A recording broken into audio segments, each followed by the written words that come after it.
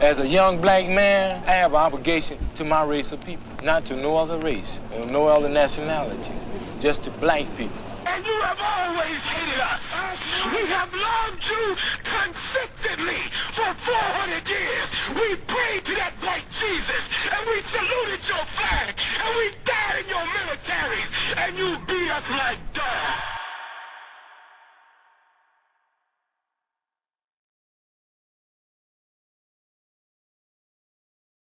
Alexander McCLAY Williams was born on July 23, 1914.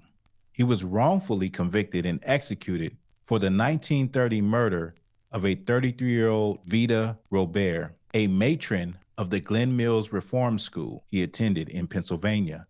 Williams confessed to the murder, although he later recanted his confession. Williams was the youngest person ever executed in Pennsylvania. Vida Robert was found dead inside a cabin at the school. She had been stabbed 47 times with an ice pick. 2 of her ribs were broken and her eye was fractured. Robert's ex-husband, who had a history of domestic violence against her, called police to report finding her dead. Court records show he was the last person to be seen with her, but was quickly ruled out as the killer. There was a man's bloody handprint on a nearby wall, most likely belonging to the killer. The handprint was photographed by the Pennsylvania State Police and examined by 2 local fingerprint experts, but it was never mentioned again, either at trial or in contemporary newspaper accounts. Soon later, suspicion fell on Williams, a teen who had been sent to Glen Mills after committing crimes that included setting a fire that destroyed a barn and caused $25,000 in damage and burglarizing a post office at the age of 12. 3 days after the murder, authorities claimed that they had evidence linking Alexander Williams to Robert's murder. They then announced that Williams had confessed to Robert's murder. Authorities alleged that Williams had confessed to fatally stabbing Robert with an ice pick, despite Robert offering him money to stop stabbing her. Initially, authorities claimed that Williams' motive was revenge against her husband, Fred Robert, for an unknown reason. Authorities also said that Williams murdered Vida Robert because she caught him in the act of stealing a box of shoe polish from her house. However, days later, the confession was amended to reflect that Williams allegedly murdered Robert because she fought against a rape attempt. Overall, Williams was interrogated 5 times, all without a parent or attorney present, and signed 3 confessions. No eyewitnesses or direct evidence connected Williams to the crime.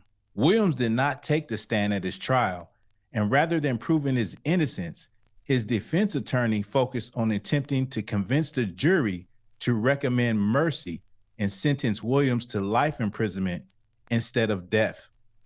Williams' attorneys argued for mercy on the basis of his young age, but the judge instructed the jury to reject his defense's age plea.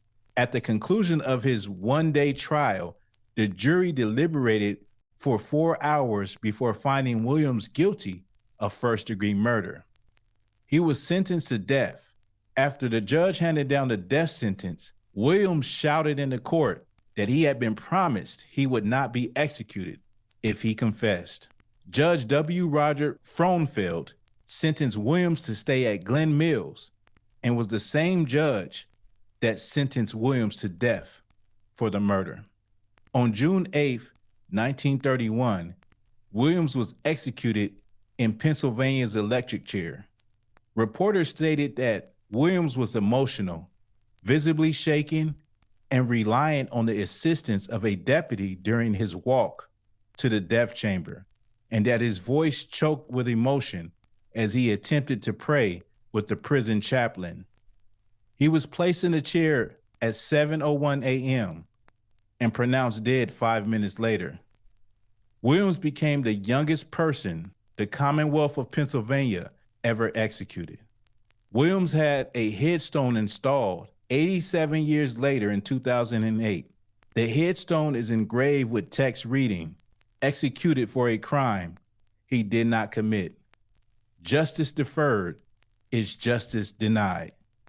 Dr. Samuel Lemon Williams' only surviving sibling, Susie Williams Carter, and several other surviving relatives attended the headstone's dedication ceremony on September 29, 2018. In 2022, Williams' conviction was overturned after 91 years. The judgment cited numerous fundamental due process violations and an acknowledgement that the charges against Williams should never have been brought. This is the story of Alexander McCLAY Williams.